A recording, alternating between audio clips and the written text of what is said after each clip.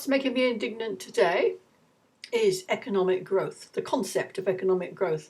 It actually always makes me indignant. I get so cross because it seems to me perfectly obvious that you cannot have infinite economic growth.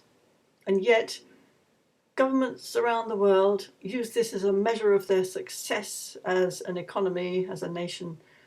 It isn't going to work. The only thing that stops economic growth is disasters like what we're having at the moment. And it's a shame we have to have disasters. And yet I sort of feel that we can't carry on producing and producing things quite often that we really don't need. People are producing stuff just for the sake of it. Energy drinks, oh my God. Who needs an energy drink? People don't realise, I read this somewhere, our bodies actually only need the equivalent of 1 teaspoon of sugar at any one time in order to function. So if you're going to buy an energy drink that contains maybe 12 teaspoons of sugar, I don't know, they're full of sugar, aren't they? Under the fond delusion that it's going to give you lots of energy, what it will do is it'll give you the amount of energy you need, which is a teaspoon worth if you need it, but you've probably already got that much in your blood anyway, let's face it.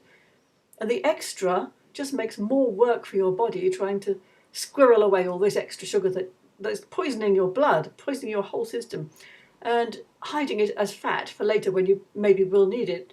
It's just such a waste of energy, resources, ideas, and health. It's really bad for your health. So the reason I'm focusing on energy drinks is we've just been to the allotment, and I'll just give you a little catch up of what's going on there and all the things that we found lying around on the ground. The weeds haven't got a foothold yet, thank goodness. This is our Calabrese from last autumn, and we keep picking it and it keeps coming back with these ever smaller little heads, but it's still useful. And over there is the remains of the leeks, and I've covered what parts of the ground I can with my pieces of plastic. It's all a bit patchy. There's purple sprouting broccoli. I'm going to do a meal for two. This is onions, recently planted.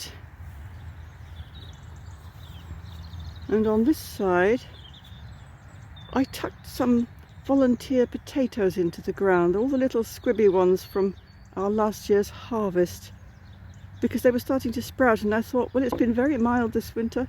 I know it's only the beginning of March, but maybe they'll survive under there and maybe they'll grow. See, people come to the playground and they bring food with them in plastic boxes.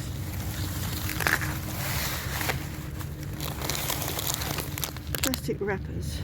See that green thing over there? That's a bin in the corner of the playground. They could put their rubbish in there, but they don't. They chuck it over the fence and onto our allotment.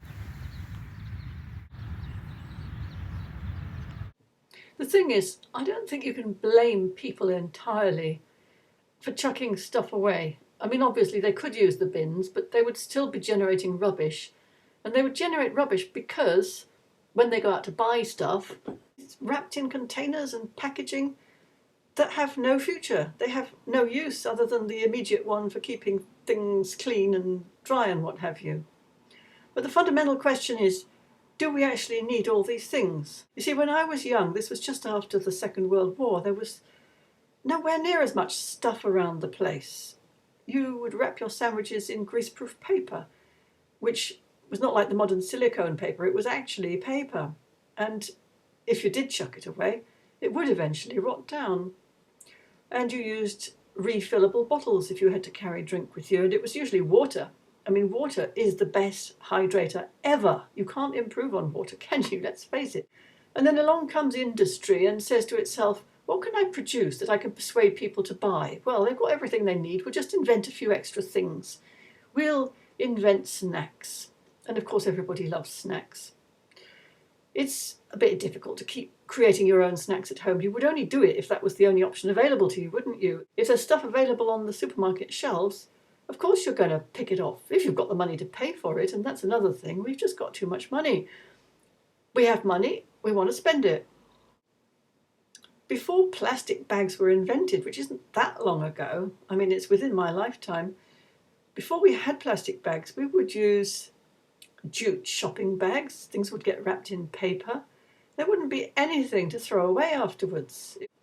And the particularly awful thing about the bottles that get chucked over the fence onto our allotment is a lot of them still have drink in them. It's as though people don't actually need this stuff. They're not genuinely thirsty. They buy it because it's there. And that is horrifying, really, when you think that not too far from us there are people fleeing their country because of an invasion that's not an invasion and a war that's not a war. And that country is going to get trash. It's going to have to rebuild from the bottom up, the way we did after the Second World War. In the 1950s, when I was young, my sisters and I would wander over the common where we lived. And we'd climb trees and play in the bracken. And one day we went to the back of someone's house and they had like a midden, a rubbish heap, a pile of ash and cans and bottles and spray cans. But I picked up a spray can and it still had a bit of hairspray in it. And it was an astonishing thing to me. We didn't use that sort of thing at home. We actually lived a very simple life. Maybe we were a bit before our time or after our time or something. But we managed to live. And we managed to live without needing to have rubbish collected.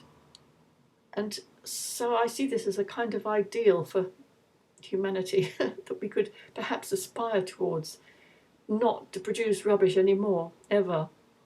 Of course, we didn't have a television. We didn't have a fridge. Since then, obviously my family had countless fridges, and I suppose they got thrown away when they got worn out. And we got a television when I was 14, I think.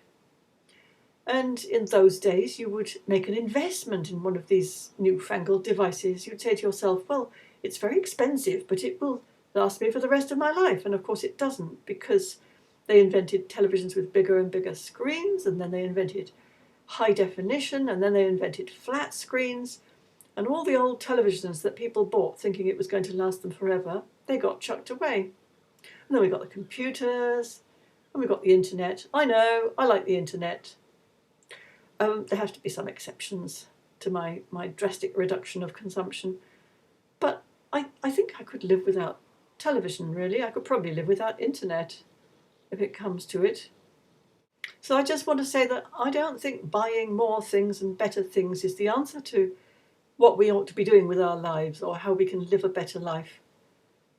And awful as it sounds, I think that if we have disruptions to our ever-growing economies, like the pandemic and the threats of war that are looming on the horizon now, then at least it will show us where our priorities lie, with each other, taking care of each other, basic necessities like food and shelter and warmth and clothing. And in fact, it might bring us back to understanding how this consumption train has run away with us, and that we need much less than what we actually have at the moment in order to live well. Oh well, that's enough of a rant for today. See you later. Bye.